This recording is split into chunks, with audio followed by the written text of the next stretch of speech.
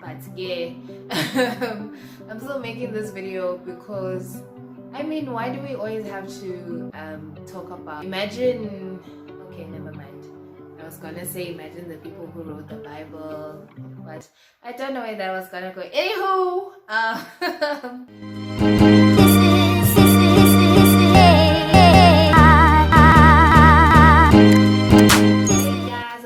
with a Q here with you, and don't you move. Welcome back to my channel, and welcome back to a new video. This video is called 20 things I wish I knew before I turned 20, or we can say 20 things I wish I knew in my 20s. So I'm making this video now, like I know I'm not 30 or anything like that, but yeah, I'm still making this video because I mean, why do we always have to talk about life in the context of the past when we can do it while we're in the thick of it? Yeah, guys, we don't have to, like, if I wanted to talk about what life was like in my 20s and I was 30 now, whatever, I could write a book. But yes, seeing as I'm still in my 20s currently, I mean, I think let's do it. A lot about myself and grabbing life tips there and there, so I feel like if we can continue to share such things, then yeah, the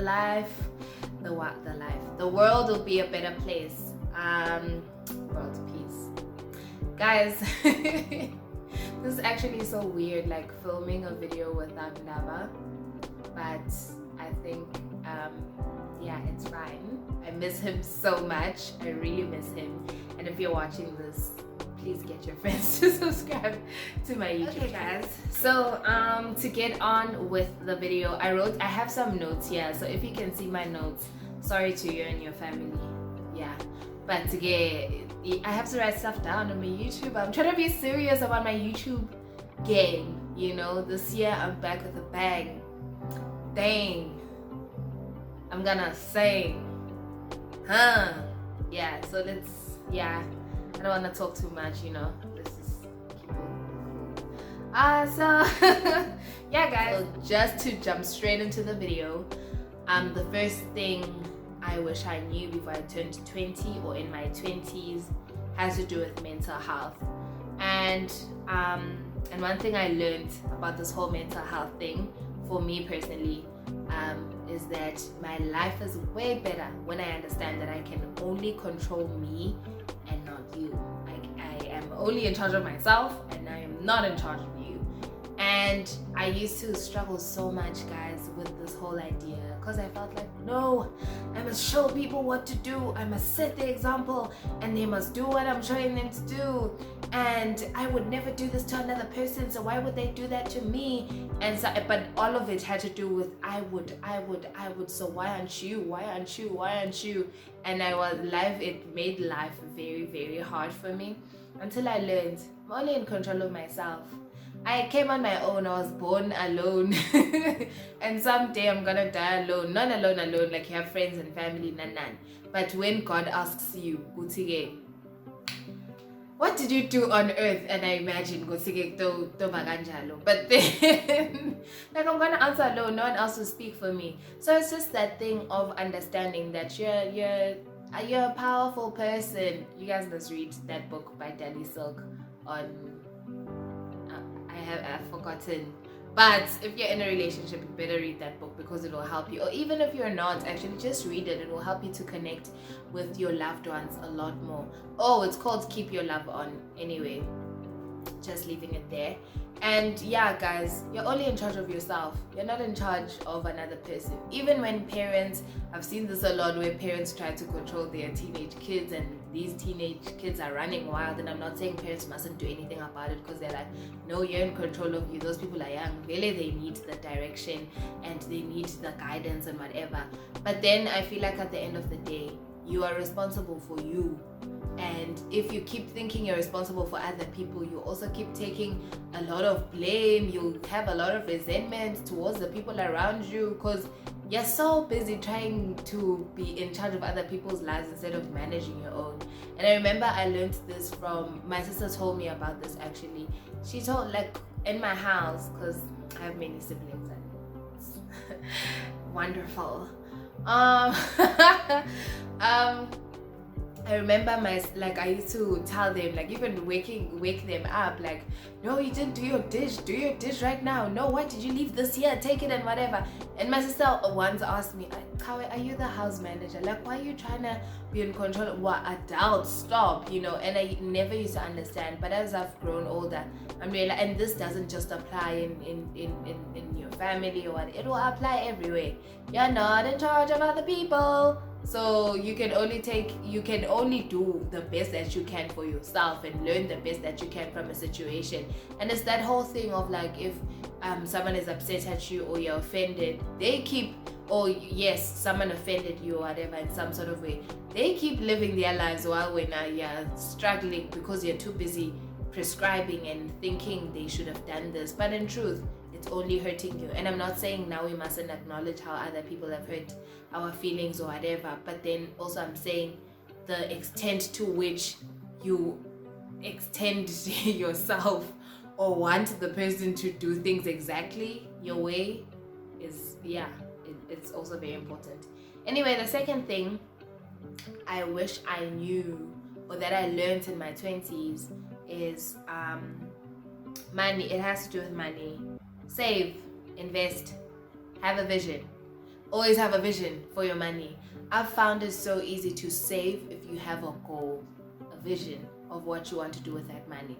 Oh, I'm saving this money because I want to buy the newest pair of something. I want to buy new hair. I want to buy land. I want to buy a mansion. I want to go to Dubai. I want, all of these things. But if you have a goal, it makes it a lot easier to save. And I'm saying this because I know a lot of people are not just like me, are not disciplined enough to save without cause. We feel like, what are we saving for when we could be enjoyment, with our money and stuff like that. So just set a goal and then have a vision. Write down the vision, guys. Don't just say my vision for my money is in my head. Like, that's like going to class and saying you're just gonna listen and you're gonna study based off of what's in your head. You're going to answer according to, I don't know how that correlates, but in my head it kind of does shame. So yeah, whatever. But it's like that. Like, you must write it down. And if you want to look at something, to keep focusing on it, to keep meditating on it, on the goal, reminding yourself, this is what I'm gonna do, then it must be written down somewhere. It mustn't just be in the air, like some of these feelings that people are catching instead of flies. Anywho, no shade. Another thing that I wish I knew in my 20s, or before I turned 20, it has to do with dating. I wish I knew that it's better to not make a move at all whilst trying to decide than to act quickly and choose wrong. And shout out to my apostle, because he said this one time and I really took note of it. Where he was just saying, guys, listen, if you're confused on is he the one, is he not the one, should I do this, should I not do this, it's better to just wait. It's better to not do anything, to not make a move, than to make a move and make the wrong move, because in life it attaches the move, So this is not to say that with everything in life, like, if you're unsure, then it means you're probably not gonna make the best decisions. Yeah, some people need more bravery. Sometimes you need to be bold and make that decision. Sometimes Holy Spirit is leading you, and you know that, okay, this is the right move, or you have the support of your family and friends, and you know that, maybe this is what I'm supposed to be doing. But guys, other times, you just feel you're so unsettled in your heart. There's no peace in Jay. Alright,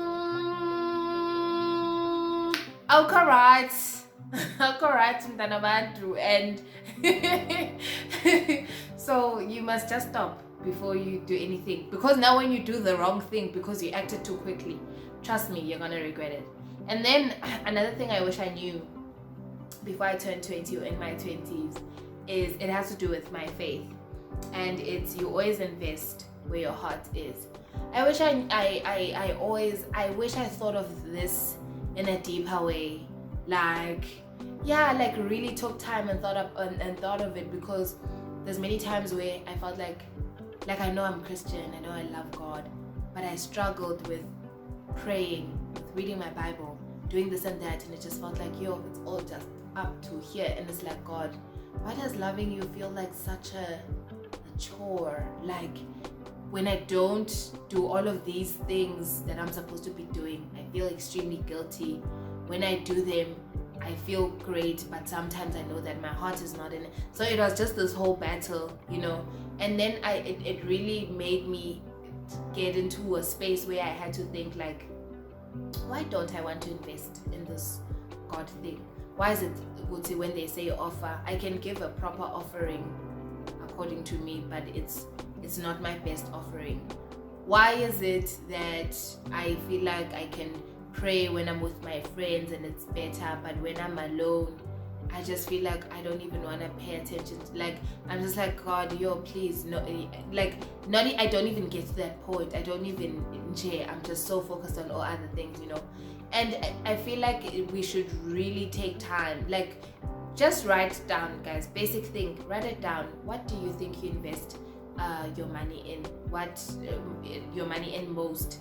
Write it down, or your time in most, and stuff like that, and you'll see where your heart actually is. Because sometimes you're so frustrated with your life because I love God, but I'm not doing this for God, and it's just a vicious cycle of regret, guilt, this, that. But if you sit down and you really think about it, maybe I'm not investing enough time in my faith because I feel like, what if I actually put in the time, and what if I get disappointed? It's better to be disappointed if I never tried, but now if I actually try and I trust God, and then God disappoints me, it will feel like angati, my universe, my world has ended. So all of these things, guys, just take time, think about it, blah blah, and then you'll see how you then want to invest in this whole faith thing. And whether it's buying your Bible, going for that conference, whether it's in another country, paying because you've invested in this, buying the books, all of these things, you can invest in your faith.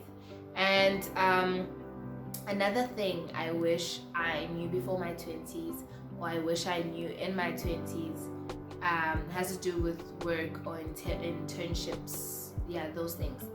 I would just say reflect, reflect, reflect, reflect, and reflect, and reflect again, because you can never stop reflecting. The second you stop reflecting is the second you start just living life, numbing yourself to all of these things that are happening, whether it's toxic work things or whatever, and you just keep telling yourself, I'm just gonna get the money and go. And I don't think that's a good enough life, Shem, honestly. Maybe for other people, when they wait, they feel like mental health over money, I'm gonna choose money. That's how they feel. But for me, I'm just like, guys, if you reflect, what do I want to do at this workplace? Do I feel like I'm getting what I signed up for? What are my expectations? What are the highlights? What are my lowlights at this workplace? Am I pleased? Do I feel like I've genuinely learned something? All of these things, guys, just reflect. Don't live life in che, just angati, like we nomad, koi sen yahamba je.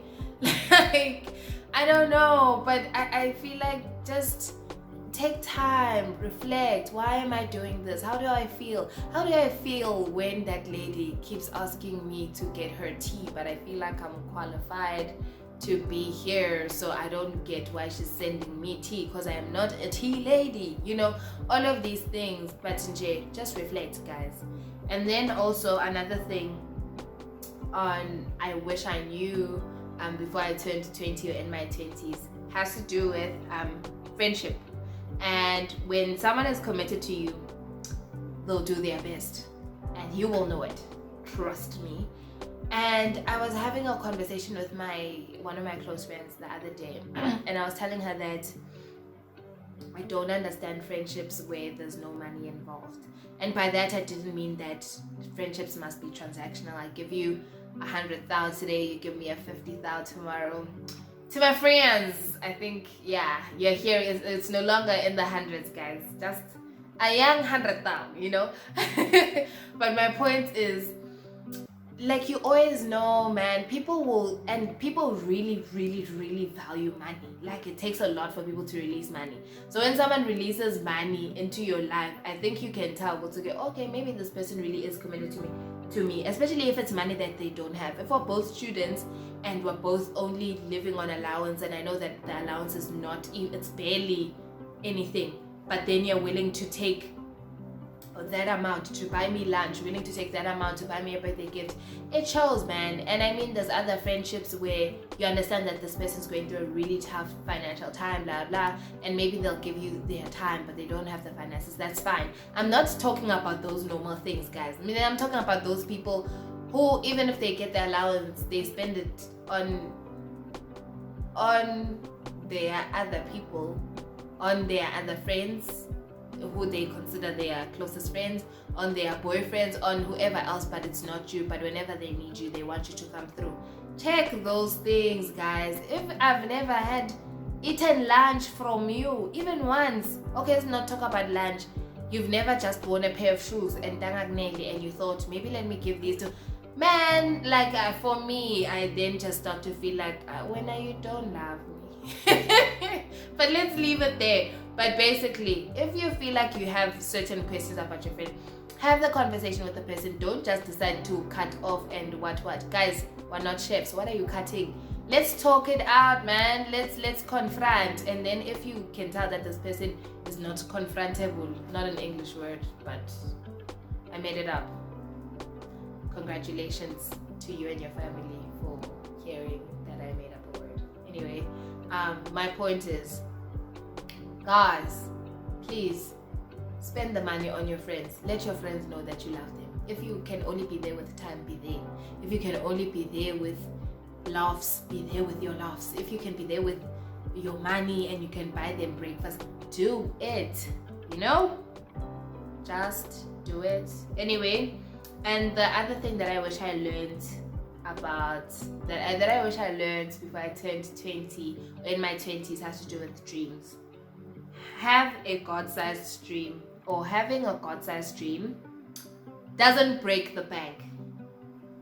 Guys, okay, you dream big and you dream the kind of dream that God has for you. Do you lose money? You don't. Do you lose something valuable just by dreaming as big as God has been dreaming for you? Do you lose anything? No. So why are you dreaming small? Also, if now you're dreaming small, now you feel better about yourself. Now you're sad that just seeing people on Instagram who are making it in life, but when you know. So just do the damn thing and dream big. And if you are struggling in that place of dreaming big, go back and ask yourself, why don't I dream big, man? Like, why am I always dreaming for things that I can actually afford instead of dreaming for things that I think, man, if this ever happened, that would be freaking crazy, you know? As we're seeing other women making it and Rihanna becoming billionaires, have you ever thought to yourself, what if I become a billionaire? Or do you feel like, me, I'm 1,000, in fact, 100, because I'm not, you know? And then, yeah, guys, so do it for you. No one else will dream big for you. Dream for yourself and you will go where you desire to go. And then also, family, guys. Another thing I wish I learned before I turned 20 or in my 20s has to do with family. And that means that, it has to do with because God has an idea of what your family is supposed to look like. And sometimes I know that we all come from broken families and they look nothing like what God designed because of the fall of man, and people are doing strange things in family. Guys, a lot of things are happening that are just terrible, and I know that it pains the heart of God, shame. But there's no such thing as a perfect family. And I'm not saying that now if your family is being abusive or whatever, then we must just keep saying there's no such thing as a perfect family, so just live with it. No, there's very extreme cases where saying logo, but with the other things, guys, where you can tell that it's really tough, whatever. Like, cause maybe you're admiring someone's family and they have more financial stability, less connection. Your family has more connection, less financial stability. Another one's family has more connections, less financial stability, but I don't know, more connection within the family. Another person's family, more houses, less money, more debts, whatever. It really could be anything, or more more faith in God, what. But my point is, yeah guys, like no family is perfect, and if you can be patient with certain things, try your best. And at some point, if you feel like, okay, you need to confront. If you feel like, yeah, see, now I'm old and it's time to move out, really. The Bible should say, guys, at a certain age, because now it's your father and you, now you are, it's two bulls in a, you know, now it's your mother and you, like, so at some point, if you feel like, you know, just, but there's no perfect family, and that's all you get sometimes, and that's sad.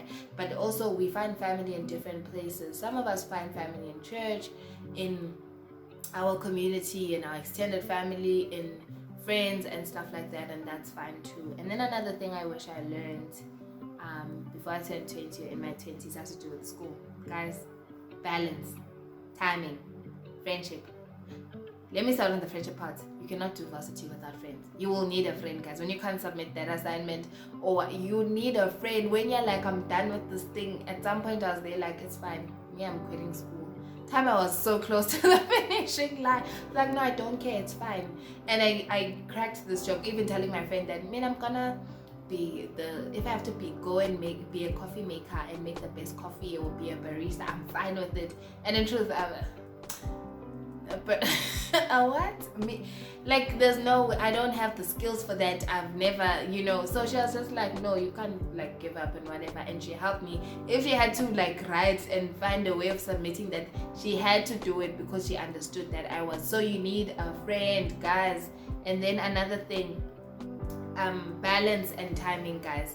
You need to choose. I was having this conversation with my sister the other day, and it was so good. And it had to do with, if you want to submit quality work but you never take enough time to do quality work, then why do you get disappointed at the end? Because you keep shooting yourself in the foot, you're self-sabotaging, you know. But you must choose your struggle. If you feel like when you want to waste time and do things last minute, and then last minute you just submit the bare minimum, fine, be okay with that. But now if you do things last minute but you want to submit quality and whatever, you need to choose a struggle. Pick a struggle, guys. There's always a struggle, so you must pick one, you know. And then, but there's no struggle in God. I'm kidding. There is.